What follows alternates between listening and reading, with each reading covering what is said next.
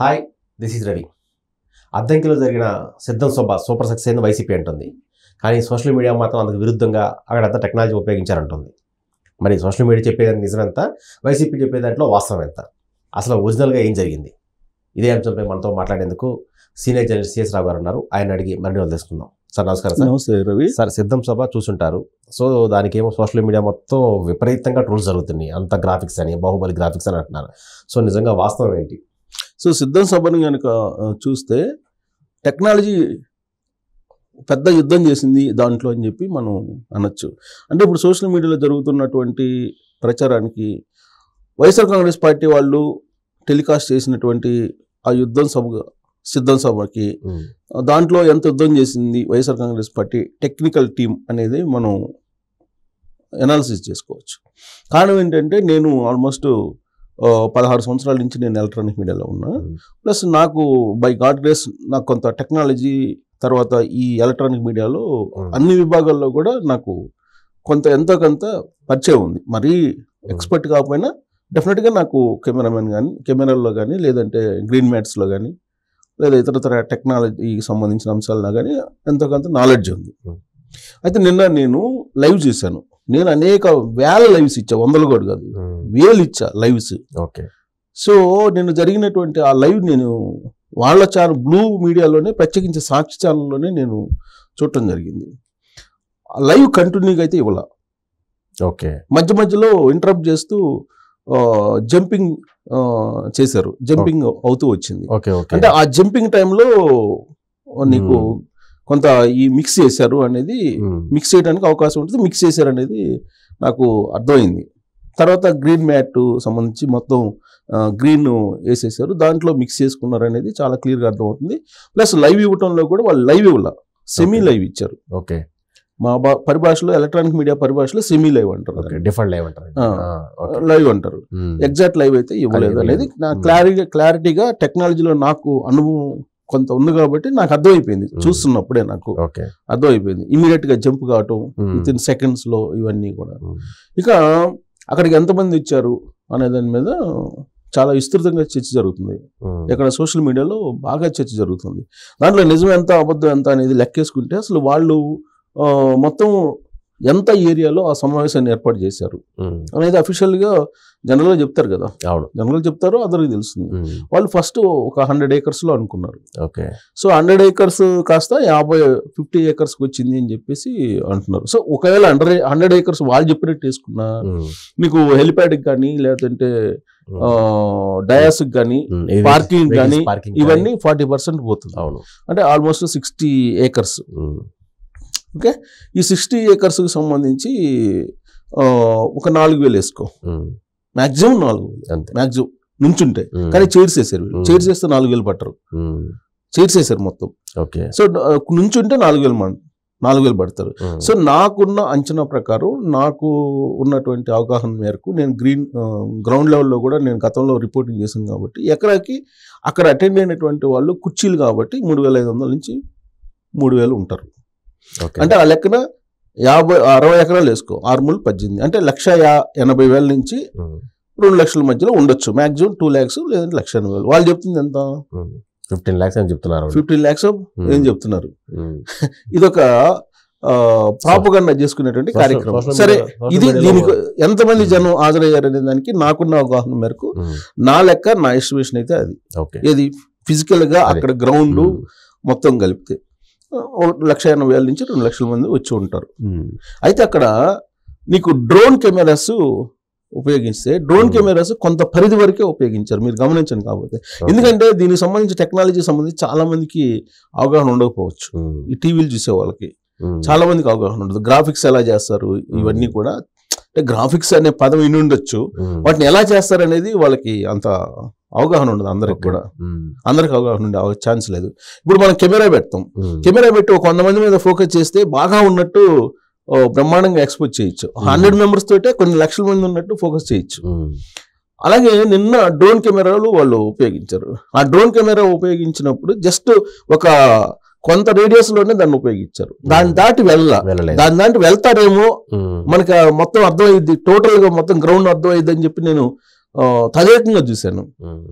కానీ ఎక్కడ కూడా ఆ పరిధిని దాటి వెళ్ళాలి డ్రోన్ కెమెరా. చూపించినటువంటి వాళ్ళే మిక్స్ చేసి చూపించడం అవన్నీ ఈజీగా ఐడెంటిఫై అయింది. కొంత నాలెడ్జ్ ఈ టెక్నాలజీ మీద ఉన్న వాళ్ళకి ఎవరికైనా అర్థమవుతుంది. అదొకటి. రెండు ఏంటంటే వీళ్ళు చేసినటువంటి ఇంకోటి రాప్తాడు సభ జరిగింది. రాప్తాడు సభ జరిగినప్పుడు ఇట్నే 10 లక్షల మంది వచ్చారని చెప్పి ప్రచారం చేశారు. అయితే అక్కడ కేంద్ర నిఘా వర్గాలు అప్పుడు నిజమేనా ఇది ఇంతమంది వచ్చారని చెప్పి కేంద్ర నిఘా వర్గాలే ట్రేస్ అవుట్ చేసేటువంటి ప్రయత్నం చేసింది. కారణం ఏంటంటే అప్పుడు పొత్తులు ఇంకా కన్ఫర్మ్ కావాలి, అసలు ఏంటి ఇతని బలం అనేది దాని మీద. అక్కడ సెల్ టవర్స్ బేస్ చేసుకొని ఆ సెల్ టవర్స్ లో ఎన్ని ఫోన్లు పనిచేసాయి, కనెక్ట్ అయ్యి ఉన్నాయి అని చెప్పి సెల్ టవర్స్ బేస్ చేసుకొని ఐడెంటిఫై చేయొచ్చు. ఐడెంటిఫై చేస్తే అక్కడ వచ్చింది అంతమంది లేరు, వాళ్ళు చెప్పిన దాంట్లో 400 కూడా రాలేదని చెప్పి కేంద్ర నిఘా వర్గాలు ఢిల్లీ ప్రభుత్వానికి కేంద్ర ప్రభుత్వానికి ఇచ్చినటువంటి నివేదిక. అది కూడా కేంద్ర హోంశాఖకి. సో అక్కడ టవర్స్ బేస్ చేసుకొని గూగుల్ టేక్అవుట్ ద్వారా అసలు ఎంతమంది వచ్చారు ఇవన్నీ కూడా ఐడెంటిఫై చేయొచ్చు. ఈవెన్ వివేకానంద రెడ్డి మర్డర్ కేసులో కూడా గూగుల్ టేక్అవుటే కదా చేసింది. ఆ రోజు సెల్ టవర్స్ మొత్తాన్ని తీసుకొని క్యాలిక్యులేట్ చేస్తే అక్కడ వచ్చింది 2 లక్షలు 3 అని చెప్పి చెప్పారు. 2-3 మధ్యలో ఉంటుంది అని, 3 కూడా ఉండదు, 2 అలా ఉంటుంది అని చెప్పి ఆ రోజు అంచనా వేసింది కేంద్ర నిఘా వర్గాలు. సరే ఈ సభలో ఎస్పెషల్లీ మేదర్మెట్లో జరిగినటువంటి సభలో దాన్ని ఆల్రెడీ 2 సార్లు పోస్ట్ పోన్ చేశారు. అవును, చేశారు. వాస్తవంగా ఎందుకు పోస్ట్ పోన్ చేశారంటే అది రాజధాని ఏరియాలో అంత స్పందన రాకపోవచ్చేమో అనేది ఒకటి. బహుశా వైఎస్ఆర్ కాంగ్రెస్ పార్టీకి ఉండి ఉండొచ్చు, లేదంటే వాళ్ళు మరి షెడ్యూల్ ప్రకారం మొత్తానికి పోస్ట్ పోన్ అయింది. పోస్ట్ పోన్ అయినప్పుడే అది సభ మీద కొన్ని అనుమానాలు వచ్చినాయి. అయితే ఇక్కడ అబ్జర్వ్ చేస్తే 4 hours ఈ మొత్తం సభ చుట్టూ జామర్స్ పెట్టారు. ఇది అఫీషియల్ గా అక్కడ ఉన్నటువంటి నిఘా వర్గాలు చెప్తున్నటువంటి మాట, నిఘా వర్గాలే చెప్తున్నటువంటి మాట. 4 hours జామర్స్ పెట్టారు. ఆ గ్రౌండ్ చుట్టూ జామర్స్ 4 hours. అంటే ఒక్కసారి గ్రౌండ్ లోకి వచ్చినటువంటి వాళ్ళు ఫోన్లు పనిచేయవు. So cell tower automatic signal తీసుకోదు. సెల్ టవర్ ఆటోమేటిక్ సిగ్నల్ తీసుకోదు కాబట్టి ఎంతమంది వచ్చారు అనేది ఎస్టిమేట్ చేయలేరు. రాప్తాడులో మాదిరిగా ఎస్టిమేట్ చేయడానికి అవకాశం ఉంటుంది టెక్నాలజీని ఉపయోగించి. అసలు నీకు జామర్స్ ని 4 hours జామ్ చేయాల్సిన అవసరం ఏంది? Simple logic. అవును, అది వాళ్ళు చెప్పేది ఏంది, నిఘా వర్గాలు చెప్పేది ఏంది, సెక్యూరిటీ కోసం పెట్టమన్నారని చెప్పి చెబుతున్నారు. అంటే గ్రౌండ్ లోకి వెళ్ళినటువంటి వాళ్ళ ఫోన్లు ఏది అంటే సిగ్నల్ పని చేయకుండా చేసేసారు. తర్వాత జగన్మోహన్ రెడ్డి సిద్ధమా అంటూ ఆయన తనదైనటువంటి స్టైల్లో మీరు సెల్ ఫోన్ లైట్లు ఆఫ్ చేయమని చెప్పాడు. చెప్తే ఎంతమంది గ్రౌండ్ మొత్తం ఆపరేట్ చేస్తారేమో అనుకున్నా. ఆల్మోస్ట్ ఆయన స్పీచ్ అయిపోయేటప్పుడు పిలిపించి సెల్ ఫోన్ ఆన్ చేయమన్నారు. సెల్ ఫోన్ ఆన్ చేయమంటే నాకు తెలిసినంత వరకు ఆ గ్రౌండ్ లో ఉన్నటువంటి వాళ్ళు 1/4 కూడా ఆన్ చేయాల మొబైల్. బహుశా వాళ్ళకి అది లైట్లు ఆన్ చేయడం తెలియకనో లేకపోతే ఈయన పిలుపుకి నచ్చకనా, కారణం ఏంటంటే మనకు తెలియదు. బట్ నాకు వాళ్ళ టీవీలోనే నేను చూసింది, బ్లూ అన్న సాక్షి దాంట్లోనే నేను చూసిన దాని ప్రకారం ఆ లైట్లు వేసేటప్పుడు 1/4 కూడా లైట్లు వెలగల. ఇది మొబైల్స్ ఫోన్ చేసి సిద్ధమా అని చెప్పేసి మీరు చూపించండి అని చెప్పి జగన్మోహన్ రెడ్డి అడిగినప్పుడు అక్కడ గ్రౌండ్ లో పార్టిసిపేట్ చేసిన వాళ్ళు అసలు లైట్లే 1/4 కనిపించింది నాకైతే. సో అది దాన్ని మ్యానిపులేట్ చేయలేకపోయారేమో నాకు, అంటే గ్రాఫిక్స్ మిక్స్ చేయలేకపోయారేమో అంత క్షణాల్లో కదా. బట్ పబ్లిక్ మాత్రం మిక్స్ చేసినట్టు చాలా క్లియర్ గా అర్థమవుతుంది.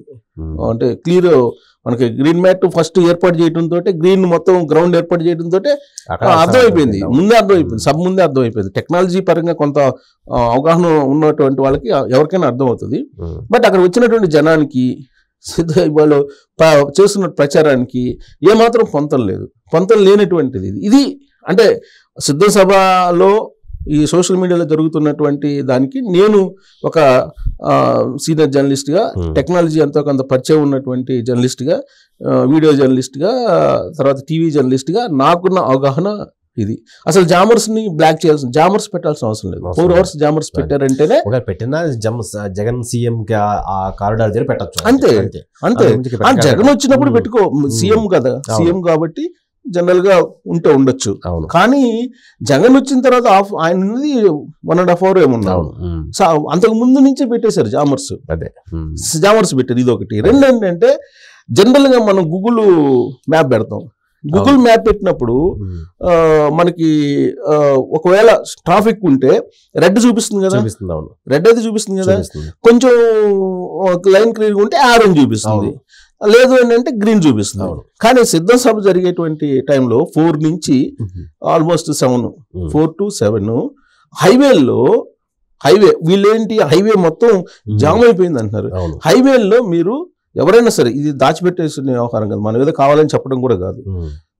అంటే ఈ మనం పబ్లిక్ వాస్తవాలు చెప్పేటువంటి ప్రయత్నం తప్పితే వాళ్ళని క్రిటిసైజ్ చేయడం కాదు. సరే, వాళ్ళు చేసేది వాళ్ళు చేస్తారు, తెలుగుదేశం పార్టీ వాళ్ళు చేసేది తెలుగుదేశం పార్టీ వాళ్ళు ప్రచారం చేసుకుంటారు, దాన్ని ఏ పార్టీ వాళ్ళు ఆ పార్టీ చేసుకుంటారు. అందరూ శుద్ధపోసలని నేను చెప్పట్లా, ఎవరో శుద్ధపోసలని చెప్పట్లా.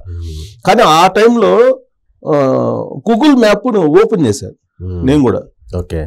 ఓపెన్ చేస్తే విచిత్రంగా ఆరెంజ్ కూడా చూపించలే, హైవేలో గ్రీన్ చూపిస్తుంది. అంటే గూగుల్ తప్ప? గూగుల్ అలా తప్పొద్ది, జగన్ కోసం గూగుల్ తప్పు చేయదు కదా. అదే చెప్పేది, గూగుల్ తప్పు చేసిందా లేదా వీళ్ళు చెప్పేది తప్ప అనేది ఇంకా చూసేవాళ్ళు వీళ్ళు నిర్ణయించుకోవాలి. ఆ టైంలో ఎవరు, నాకు తెలిసి నేను నా అలాగనే చాలా మంది ఒకవేళ టెక్నికల్ గా అసలు చూద్దామని చెప్పి చాలా మంది బహుశా ట్రై చేసి ఉండొచ్చు. బట్ ఆ టైంలో మాత్రం గ్రీన్ చూపించినాయి, ఆ రోడ్డు గ్రీన్ చూపించినాయి. అంటే దీన్ని బట్టి అది సబ్బా సక్సెసా కాదా, ఈ సోషల్ మీడియాలో అటు తెలుగుదేశం పార్టీకి జనసేనకి అలాగే వైసీపీ మధ్య జరుగుతున్నటువంటి ఈ సిద్ధం సభ మీద యుద్ధం అనేది, టెక్నికల్ యుద్ధం అనేది, అది ఎవరిది నిజం ఎవరిది అబద్ధం అనేది ఇంకా వాళ్ళకి వదిలిపెడదాం, పబ్లిక్కి వదిలిపెడదాం. నాకున్న నాలెడ్జ్ ప్రకారం నేను చెప్పాను కొన్ని ఇష్యూస్, నాకు తెలిసినటువంటి ఇష్యూస్. సో కాబట్టి అది సిద్ధం కాదు, టెక్నికల్ యుద్ధం అని, టెక్నాలజీ యుద్ధం అనుకోవాలి. ఆ టెక్నాలజీ యుద్ధం అది పెద్ద అబద్ధం. సరే, అబద్ధాలు తెలుసుకుంటారు సోషల్ మీడియాలో మొత్తం అదే జరుగుతుంది కదా, అందుకని